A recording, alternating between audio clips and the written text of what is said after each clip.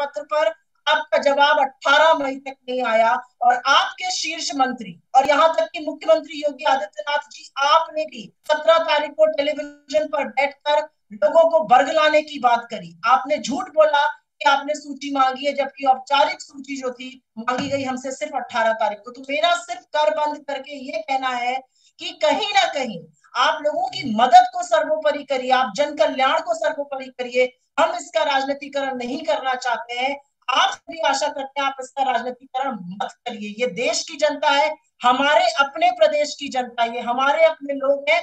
आप इन पर इतना गंदा राजनीतिक दंगल क्यों खेल रहे हैं, वो किसी और दिन खेल लिया जाएगा। धन्यवाद सुप्रिया जी। अगला सवाल आनंद पटेल जी पूछना चाहते थे। Sir Anand ji, please ask your question. Go ahead Anand. So my question is about the reaction which is coming from Union Minister General V.K. Singh. He has said that this is nothing but politics of opportunism. If at all Congress was serious, it should have sent the buses from states which are ruled by Congress, like Punjab, Maharashtra, and Rajasthan, etc. And also he said that this is being done at a point of time when the economy is being opened up, and this is a conspiracy to take the to hurt the economy. Shri V.K. Singh should be ashamed of himself to even suggest such to even give such suggestions. Shri V.K. Singh should remember that the onus and responsibility of bringing our migrant labor back home lied with the central government. Yet it was Mrs. Sonia Gandhi who had to give a clarion call to pay for the return fare of every migrant labor. It's only thereafter that Government of India decided to run in a very, very miserly fashion some Shramik trains. Is it not fact that even today our migrant labor coming from Karnataka is being charged nearly 2,000 rupees? Part of the money that has already been deposited by Congress unit of Karnataka with the state government there. All our state units have deposited money with chief secretaries. All Congress ruled states have made sure that the journey back home is absolutely free.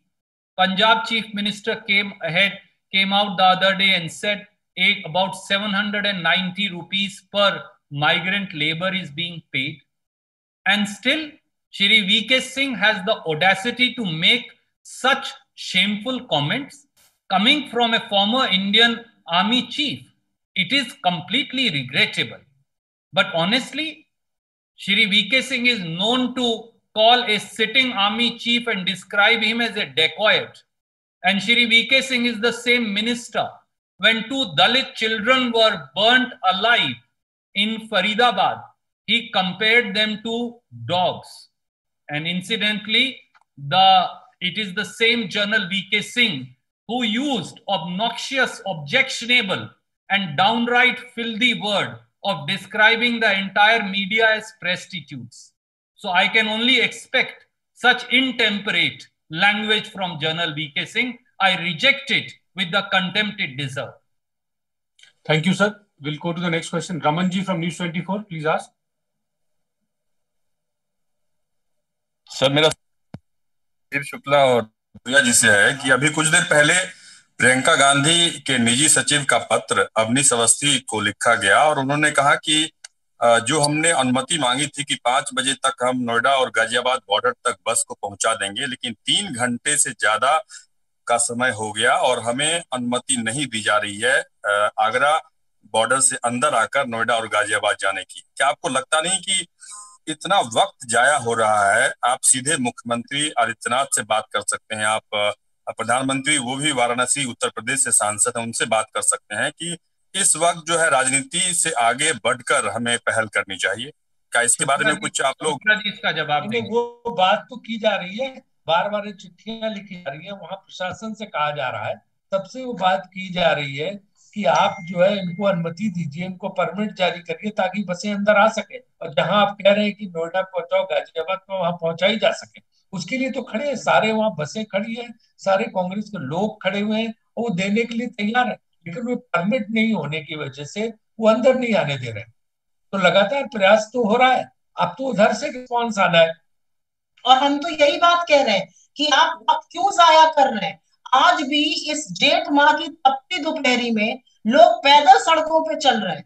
आपको उनका चलना मंजूर है, लेकिन आपको हमारी बसें मंजूर नहीं है।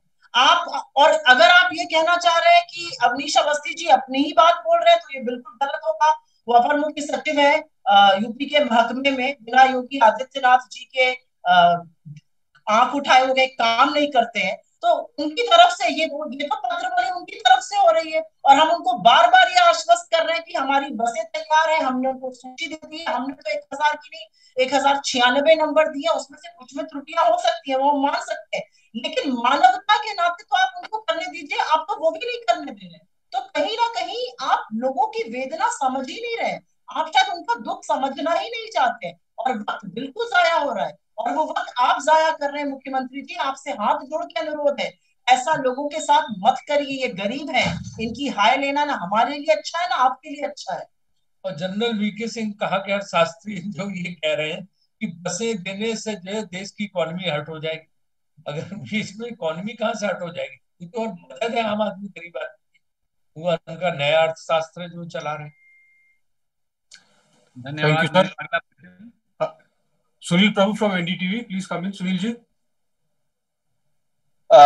Randeep Saab, I just want to know, there is Sonia Gandhi has, is it correct that she has convened an opposition meeting to take stock because opposition parties have not been able to come together? They have been found wanting during this occasion. Yes, the Congress party has taken the lead, but others have been virtually immobile. There's been no parliamentary oversight. There's no discussion or debate on the economic package, as well as on the other various aspects of the monitoring of the lockdown, which has become now a national joke, the Home Ministry compendium.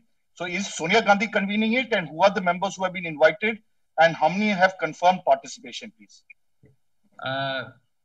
I would say that this is work in progress, and when I'm able to comment upon it, I'll certainly be happily share the details with you, Sunil ji.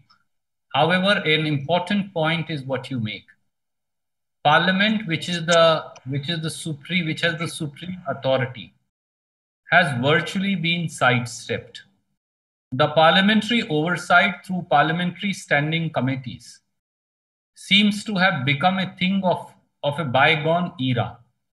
The legislature, the parliamentary oversight and supervision over the executive seems to be virtually non-existent. And democratic institutions are in a state of slumber presently. It does not bode well for democracy.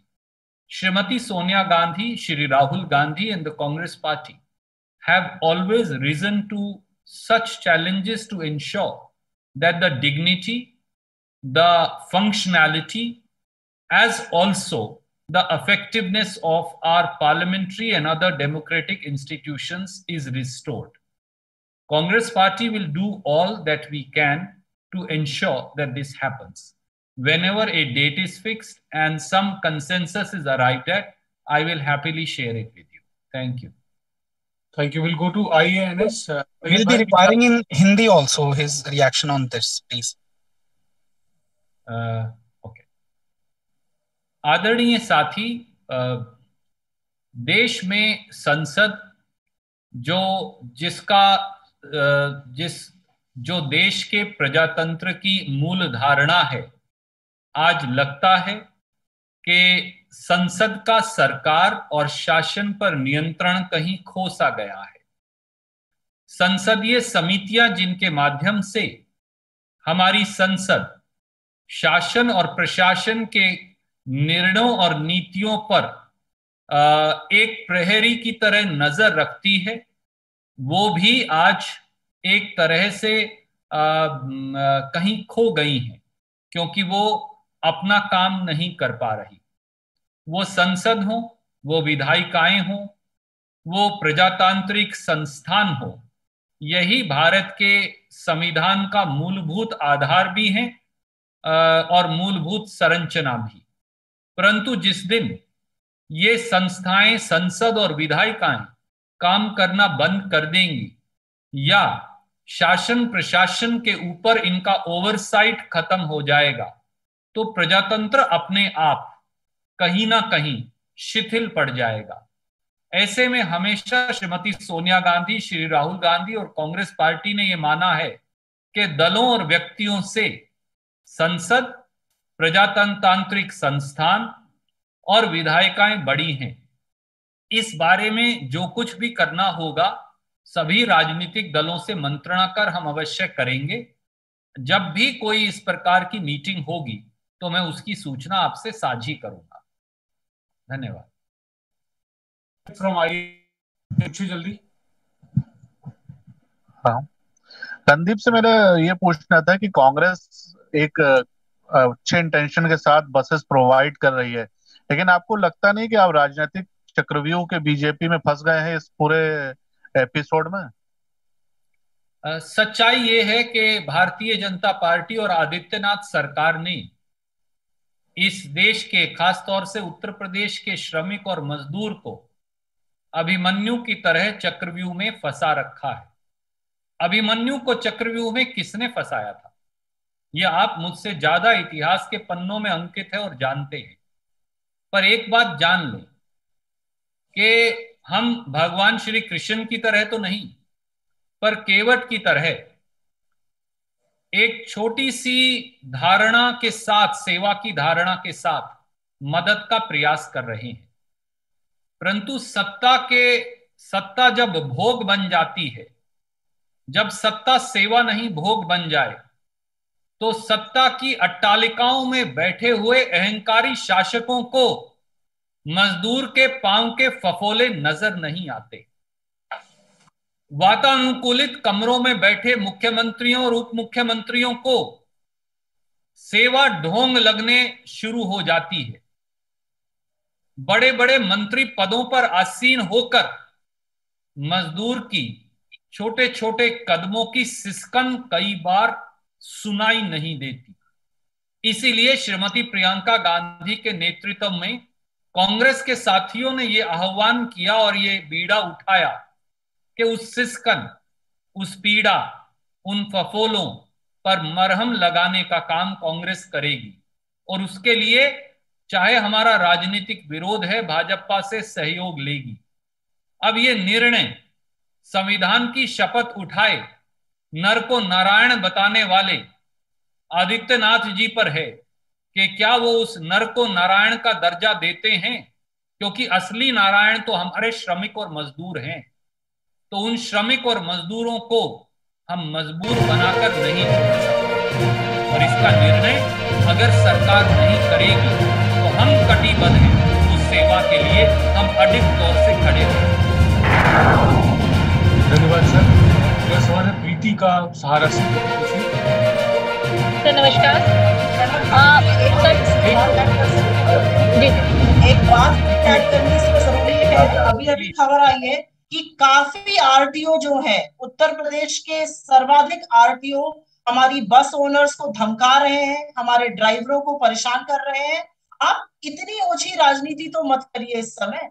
Priyanka Gandhi ji ने दिल से ये प्रस्ताव रखा था कि इन मजदूरों को हम 1000 बसेस देना चाहते हैं, हम इसका संचालन करेंगे, लोगों को सुरक्षित घर पहुंचाएंगे। उन्होंने एक वीडियो मैसेज के माध्यम से आपसे अनुरोध भी किया, माननीय मुख्यमंत्री कहकर आपसे अनुरोध भी किया, और हमारी आशा थी कि आप अपनी दलगत राजनीति को परे रखकर ये काम करेंगे।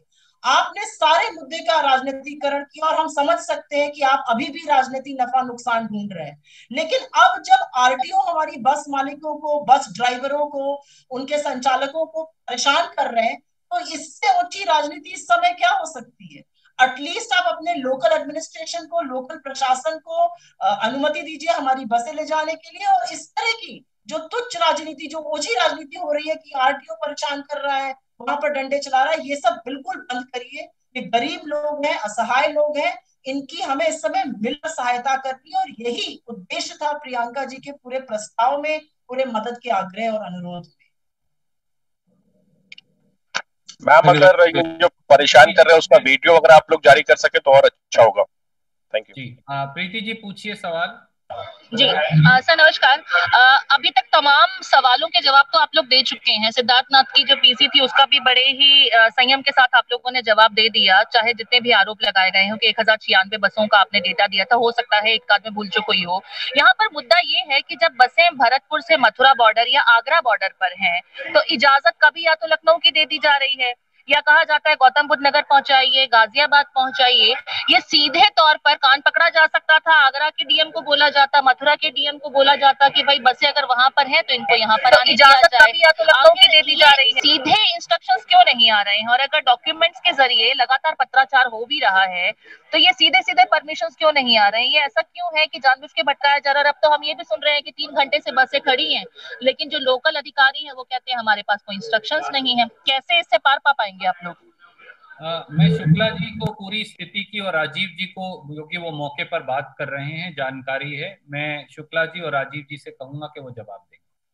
नहीं, आपने बिल्कुल सही बात उठाई। आपने स्वयं, आपका प्रश्न ही इस बात का जवाब है। हम भी यही कह रहे हैं कि जब वहां पे सारी बसें खड़ी हुई हैं तो आप ये नोएडा और गाजियाबाद लाने की बात क्यों कर रहे हैं? आगरा के डीएम को बोलिए वो सारी बसों की अनुमति दे, वहीं से उनकी सर्टिफिकेट वो परमिट बना के दे, और वहां से वो बसें यूपी के अंदर प्रवेश कर सकती हैं। अगर उनको यूपी में प्रवेश नहीं करने दिया जाएगा तो नोएडा गाजियाबाद कहाँ पहुंचेगी? आप जो है आगरा और मथुरा के दोनों डीएम से कह सकते हैं। आपने बहुत अच्छा सवाल किया।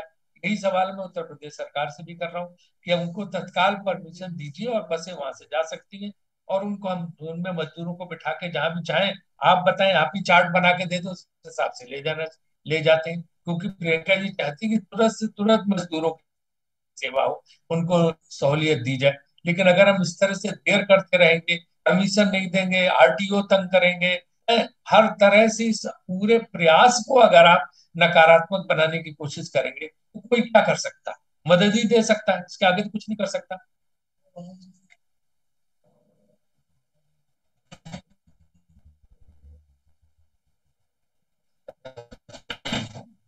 जिस जीव प्रियंका गांधी जी ने ये बस देने की बात कही थी और उत्तर प्रदेश की सरकार ने इस बात को, जब इस बात के लिए परमिशन दी, तो इससे स्पष्ट दिखता है कि राजस्थान में आपने देखा होगा अशोक गहलोत जी ने रास्ते पर चलने वाले हर एक श्रमिक भाई बहनों की ध्यान देने की बात की थी। यहाँ पर उत्तर प्रदेश सरकार द्वारा जो ट्रांसपोर्ट के अथॉरिटीज है उनके द्वारा धमकाने की बात सामने आई है। जिस प्रकार से टेस्ट की भी आप बात लीजिए, स्टेट टेस्ट में पूरी तरह से विफल रहा है उत्तर प्रदेश सरकार, और हर फ्रंट पर उत्तर प्रदेश की सरकार पूरी तरह से विफल रही है। और इस जो कांग्रेस द्वारा जो प्रचार और कांग्रेस द्वारा जो मदद करने की बात हो रही है, उस मदद को भी आप लेना नहीं चाह रहे, आप खुद करना नहीं चाह रहे, हम मदद करना चाह रहे, उस मदद को भी आप लेना नहीं चाह रहे। इससे स्पष्ट है कि चाहे केंद्र की भाजपा सरकार हो या उत्तर प्रदेश की भाजपा सरकार हो, सिर्फ ओछी राजनीति करना, यही इनका मकसद इसमें पूरी तरह से समझ में आ रहा है। धन्यवाद। अगला मौसमी पूछना चाह रही हैं आज तक से। मौसमी जी पूछे। जी, मेरा ये सवाल है रणदीप जी, या जो भी जवाब डील कर रहा है जवाब दे सकता है, कि 1000 बसें भेजी गई हैं। मेरी अभी उत्तर प्रदेश प्रशासन से बात हुई है, तो ये 2-4 बसों का मामला नहीं है। उन्होंने बोला लगभग 25% बसें, यानी कि 250 में 250 बसें या तो ऑटो का रजिस्ट्रेशन है या मोटरसाइकिल का रजिस्ट्रेशन है। तो सवाल ये है कि अगर मंशा साफ थी तो ये कांग्रेस पार्टी राजनीति नहीं कर रही कि इतनी हड़बड़ी में उन्होंने ये बसें भेजी, कानून का उल्लंघन और नियमों का पालन नहीं कर रही है कांग्रेस। तो उल्टा आप पर आरोप लग रहा है राजनीति करने का और उतावलेपन। मौसमी जी, जब सत्ता का योग, मैं शुक्ला जी एक बार मैं आपको दूंगा। मौसमी जी, जब सत्ता का योग सत्ता का भोग बन जाए, जब सत्ता का योग विलासिता की वस्तु बन जाए, जब सत्ता की अट्टालिकाओं में बैठे हुए व्यक्तियों को मजदूर के फफोले नजर ना आए, तो इस प्रकार के ऊल जलूल बयानबाजी की जाती है। मैं आज तक से ये अनुरोध करूंगा और सब इलेक्ट्रॉनिक मीडिया के चैनल से माननीय राजीव शुक्ला जी बाकी की डिटेल्स बताएंगे। अभी बॉर्डर पर चले जाइए, वहां जाकर देखिए कि क्या हमने 3 घंटे के नोटिस पे तीसरी बार फिर 500 से 600 बसें अब भी वहां खड़ी कर रखी हैं या नहीं। अगर खड़ी कर रखी हैं तो उनका इस्तेमाल कीजिए, बजाय आरोप प्रत्यारोप की घटिया राजनीति के अंदर इस पूरे मामले को उलझाने के। और मैं अब आदरणीय शुक्ला जी से अनुरोध करूंगा कि वो जमीनी हकीकत आपको बताएंगे। ये मौसमी जी, मैं तो कहता हूँ रजिस्ट्रेशन के चक्कर में आप क्यों पड़े? जब सामने बस खड़ी है तो बसों को ले जाओ ना, बसें दे रहे हैं, आप रजिस्ट्रेशन और कागज के झंझट में पड़े हुए। आप उन बसों का रजिस्ट्रेशन वही चेक करो और उनको परमिशन दो। साक्षात बसें खड़ी है वो नहीं दिखाई दे रही, खाली प्रेस कॉन्फ्रेंस इस बात की है कि क्या रजिस्ट्रेशन है 2 व्हीलर का कि 3 व्हीलर का। वो तो आप कुछ भी कागज बना सकते हो, तो बाद में वेरीफाई होगा। अभी तो बसें खड़ी, उनको ले जाओ ना। जब आगे यदि हम बसें नहीं दिखाते और कहते जी रजिस्ट्रेशन है, सूची हमने दे दी, तब तो आप ये सवाल उठा सकते थे। जब हमने बसें सामने खड़ी की हुई है तो इस सवाल का क्या मतलब है कि 2 व्हीलर है कि 3 व्हीलर? आप देख लो जाके 2 व्हीलर है या बस है, 3 व्हीलर है या बस है, आपको खुद ही आंखों से दिखाई देगा। सारा आगरा का मीडिया फोटो खींच रहा है, तो फिर वो देखो ना, बजाय इसके कि आप एक कागज की पर्ची को ट्वीट कर रहे हो बार बार। और एक चीज और भी कहनी चाहूंगी मौसमी आपसे, मैं खुश हूं कि आप प्रशासन से बात कर रही हैं। अगर प्रशासन को वाकई में आपत्ति थी, एक तो हमने 1000 नंबर नहीं दिए, हमने 1096 दिए हैं। और अगर प्रशासन को वाकई में इस मुद्दे पर आपत्ति थी तो उन्होंने हमें इस मुद्दे पर लिखकर औपचारिक तौर से कुछ भी नहीं कहा है। हमें उन्होंने पहले लखनऊ में बसें बुलाई, उसके बाद एक नया फरमान जारी किया, गाजियाबाद नोएडा लेके आएगी। जब हम वहां जाने लगे तो आपने रोक लगा दी, आपका लोकल प्रशासन कह रहा है उसके पास कोई अनुमति नहीं है। अगर वाकई में प्रशासन, उत्तर प्रदेश का प्रशासन जो लखनऊ में बैठकर ये गंदी राजनीति खेल रहा है, अगर वाकई में इशू था तो आप औपचारिक तौर से इसको क्यों नहीं बात करते? इधर उधर मीडिया में प्लांट करके आप गलत अफवाहें क्यों फैला रहे हैं? और इतने असंवेदनशील हो जाएंगे आप कि आप गलत और गंदी राजनीति का सहारा लेंगे, ये तो हम लोगों ने भी नहीं सोचा था। हम सब लोग तो उत्तर प्रदेश से आते हैं और हमें पूरा आइडिया है कि कितना राजनीतिकरण इसका किया जा रहा है। कुछ नंबर 1096 में से गलत हो सकते हैं, लेकिन जो इतनी बसें लगी हुई, आप ट्वीट्स देखिए, आप लोगों के वीडियो देखिए जो डाले जा रहे हैं, आपको नहीं लगता कि वो बसें त्वरित यूज होनी चाहिए मजदूरों को घर पहुंचाने के लिए? आप किस चीज का इंतजार कर रहे हैं? क्योंकि आप इस पर राजनीति करना चाहते हैं। धन्यवाद sir. Last question from Mayank. Mayank, can you hear us? जी सर, मेरी आवाज मिल रही है आपको? जी जी, मैं मयंक मीडिया विजन से। सर, मेरा सवाल ये है कि क्या कांग्रेस पार्टी, जो कांग्रेस शासित राज्य है, वहां के मजदूर अलग अलग राज्यों में फंसे हुए हैं, जैसे महाराष्ट्र से छत्तीसगढ़ आने के लिए बहुत सारी लगातार खबरें आ रही है, तो क्या वैसे ही बसों का इंतजाम उनके लिए भी करने वाली है? आदरणीय मित्र, कांग्रेस पार्टी की अध्यक्षा श्रीमती सोनिया गांधी ने कहा है हजारों किलोमीटर दूर कई शायद बसों में पहुंच पाना संभव नहीं। इसलिए कांग्रेस पार्टी ने हर प्रदेश के अंदर, और मैं बहुत जल्द आपसे प्रेस वार्ता के माध्यम से साझा करूंगा कि हमने कितने करोड़ों रुपया हर प्रदेश में जमा करवा दिया है। हमने हर प्रदेश में करोड़ों रुपया चीफ सेक्रेटरी के पास जमा करवाया है और कहा है कि जितने मजदूर भी घर वापस जाना चाहते हैं, श्रमिक ट्रेन बुक करिए और उसका पूरा किराया हम देंगे। मैं अब आपके माध्यम से एक सवाल वापस भी पूछना चाहूंगा। भारतीय जनता पार्टी तो हिंदुस्तान की सबसे अमीर पार्टी है। क्या जेपी नड्डा जी और पूर्व अध्यक्ष और मौजूदा गृह मंत्री अमित शाह जी से भी ये पूछेंगे कि उन्होंने, भाजपा ने कितने 100 करोड़ रुपया जमा करवाया हर चीफ सेक्रेटरी के पास मजदूरों के निःशुल्क किराए का? या क्या रेल मंत्रालय ने इन सब का किराया मुफ्त क्यों नहीं किया? इन दो बातों का जवाब भी लगे हाथ प्रधानमंत्री जी से पूछ लीजिएगा। धन्यवाद जी, thank you. Find up now. Yes, इसमें एक ही बात मैं ऐड करना चाह रहा था रणदीप जी। जी हर प्रदेश में हमारी तरफ से मुख्य सचिव को लिखा गया है, वहां के जनरल मैनेजर को लिखा गया है, और जो जो ट्रेन का किराया जहां जहां लगता है, जितना लगता है, वो बेयर करने की हमने बात की है और हर राज्य में ये की है। लेकिन ना रेल मंत्रालय से हमें इसमें कोई सहयोग मिला है, ना सरकार ने इसमें कोई सहयोग दिया है। इससे स्पष्ट दिखता है कि हजारों लाखों श्रमिकों को कहीं कोई राहत मिले एक सरकार की कोई दूर दूर तक मंशा नहीं है। और खासतौर से उत्तर प्रदेश की सरकार जिस प्रकार से विफल रही है, ये पूरे देश में एक उदाहरण है विफल governance. Okay, sir. It would be preferable if we get the copies of these letters, so we can publish. We have circulated the copies of the We letter. have already circulated on your WhatsApp. We will be emailing all these letters to you. Okay, sir मेरा एक simple question था, मैं पूछ सकता हूँ? जरूर पूछिए sir. Then we will wind up only after your जी जी सर। हाँ, नमस्कार सर। असल में जो ये हो रही है, सियासत हो रही, गंदी सियासत हो रही है, आप एक नेक काम करने जा रहे हैं, तो why not you approach the court regarding this matter to take the relief from the court? Why the Congress party not approaching the court? आदरणीय मित्र, हम जनता की अदालत में हैं और जनता की अदालत किसी भी दूसरी अदालत से बड़ी है। और प्रियंका गांधी जी, शुक्ला जी, सुप्रिया जी, लालू जी, मोना तिवारी जी, एक एक कांग्रेस का कार्यकर्ता उत्तर प्रदेश का और साथी जनता की उस अदालत में, जन सेवा के उस यज्ञ में, नर से नारायण, नर ही नारायण है, उस असलियत में, केवट की भूमिका में, सेवा में लगा है।